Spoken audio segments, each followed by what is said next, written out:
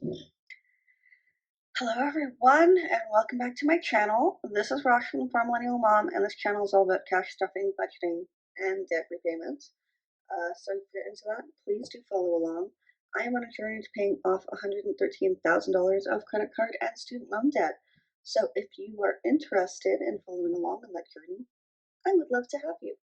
So let's get started today on my debt update for July 2024.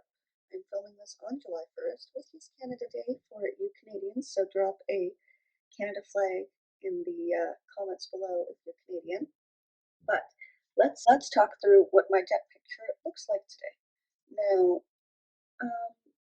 it hasn't changed too much since my last payoff video, but we're going to talk through it anyway, and I will let you know kind of what my plan is, what my strategy is, and how I'm planning on tackling all this debt ASAP. Okay, so starting off Sprong, we have paid off the final MasterCard, which is amazing. And I closed that card, and I know a few people mentioned I shouldn't close the card because it would affect my credit score and it would bring down my utilization. However, when I looked, it didn't. um, I checked my credit score last week, and the FIDO MasterCard was already off my report. My score had gone up, and yeah, it didn't affect my utilization that much at all. So I don't know what's going on there, but I'm not going to argue. A win's a win. Let's just take it, right? Next we have Tangerine. So next we have Tangerine. Tangerine currently has a balance of $1,763.71.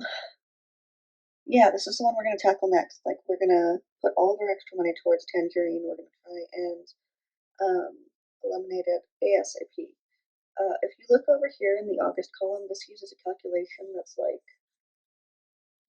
I don't know if you can see it, but like this minus payments plus this times the interest rate divided by 12. It's a very rudimentary um, formula, but it kind of gives me an idea of how my payments will affect my balance the next month. So as soon as I enter in the numbers for July, then I also put in the numbers, and I also like run this formula for August or whatever the next month is, just to kind of see how my payments are affecting things. Then we have Scotiabank. Is that the right interest rate? That is so not the right interest rate. Okay, there we go. Anyways, next we have Scotiabank. Scotiabank's currently sitting at $2,458.53. This one's not the priority, so we're going to just be putting minimum payments on it, and we will be eliminating this after Tangerine. So we will get there, right? We will get there. Next, RBC Visa sitting at $9,805.97. This is just getting $250 a month, which is slightly over the minimum payment. Again, because we are just focusing right now on Tangerine and not on RBC. RBC also has the biggest balance and the highest interest rate and the largest amount of interest per month, but I need an easy win, so that's why we are starting small, ending big. Then we have my student line of credit sitting at $18,200. I am currently on interest-only payments for that.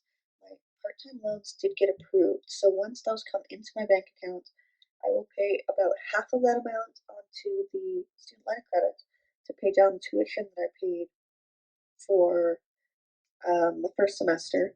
And then because I still owe my tuition for semester 2, I'm going to use the rest of that money to pay that. And then whatever's remaining will go onto the line of credit. I hope that makes sense. 10,000 of that is also a federal student loan, but again, because it hasn't hit my account yet, we're not counting it in this. Once it does, then I'll change these numbers and we'll kind of see how it all goes. But for now, this is kind of how it's staying. Alberta student loans still sitting at 35,000. I currently do not need to make any payments on this because I am a student, so my loans are in deferral and I don't need to pay them. I can, but I don't have to. Same thing with the federal loan. So this total, this 75,000 in student loans was all for my undergraduate, And the reason for that, because I don't think I've actually explained it. I know some people are like, wow, that's a lot of money to take out. Like, did you go to some like really expensive college? No, I went local. I bought tuition alone for my 4 years was 34, I think 34K. After all was said and done, I added it up once and it was like some huge number. So the remainder of that, of the 75 after you take out the 35, is 40. And that is for essentially for living expenses. Um, as a single parent and someone who really needed to get a degree, earn money, support my kids, I used my federal and my provincial student loans and any grants and subsidies for living expenses. I only worked part time, but for the period that I was in my undergraduate, which was January 2019 to April 2022, so 3.5 years, where I took summer classes, I took spring classes, I took online classes, I um, I overloaded myself so that I could finish my 5 year degree in 3.5 years, which is what I did. I finished it in 3.5 years. The last semester about killed me because I did seven classes, so 21 credits. My school only lets you do 18, but I took an extra online course. Plus, I was doing a research project. Plus, I was working part time. Um, Plus, I was doing a research fellowship.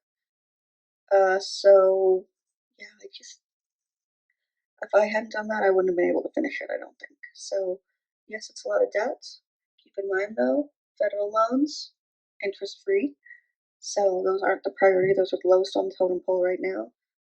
Once we've cleared out the rest of this, which is $32,000 in debt, we're going to focus a little harder on Alberta because that's a 7.5% interest rate.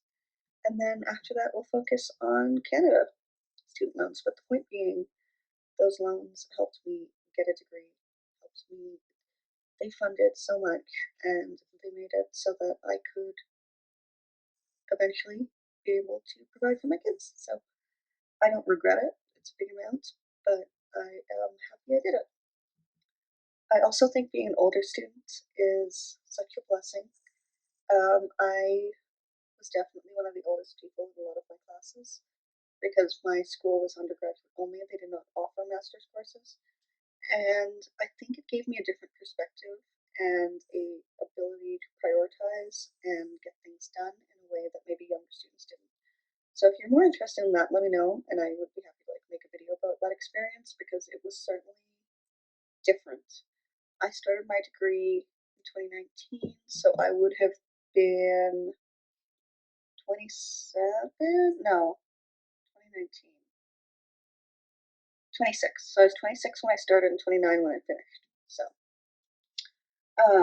and now I'm doing my master's. Yay. Okay. So that tangent aside, we are currently we have a starting balance right now at the 1st of July of $107,228.21, which is a lot. But you know what?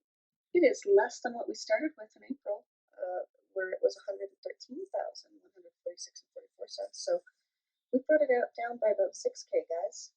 I am pretty proud of that. So we will skip past this part right now. It doesn't really gain any relevance to actual payments. But let's talk about the chart here. So total debt paid off.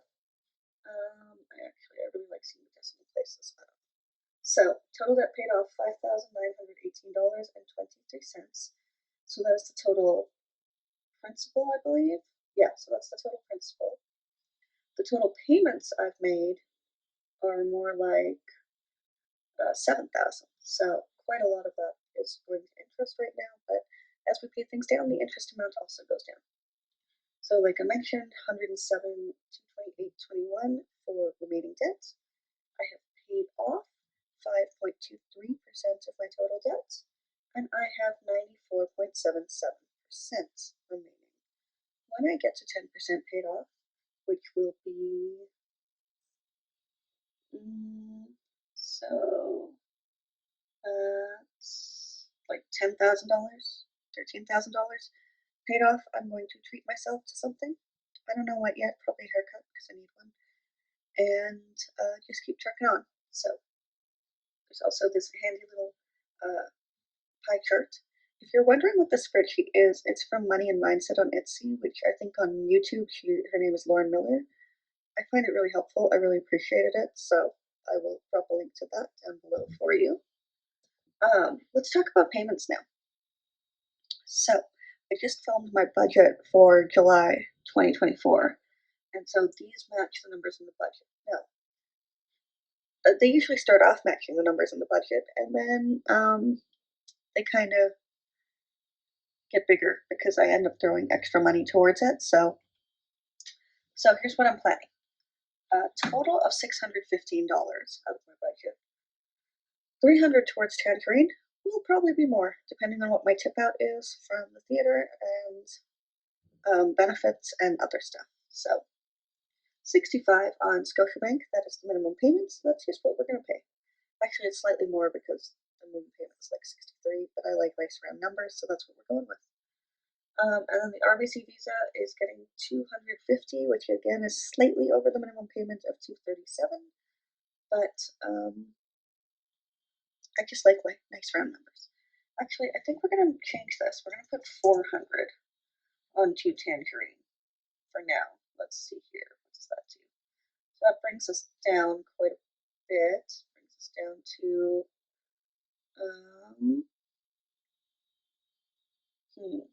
yeah.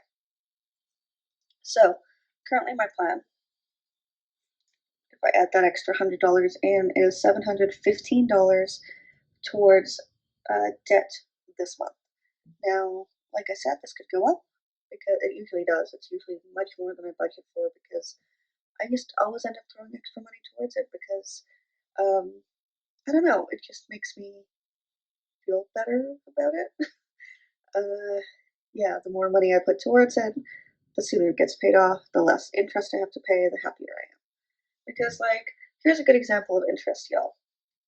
So I'm making minimum payments on my RBC Visa, right? But if we scroll up and we look here, in June the balance was 9,860, and in July it's 9,805. So the principal amount paid down on that one is like $55 from a $250 payment. It makes me mad. It makes me so mad. So, but I also don't want to stop the debt snowball because I have some momentum going and I'm feeling really good about it.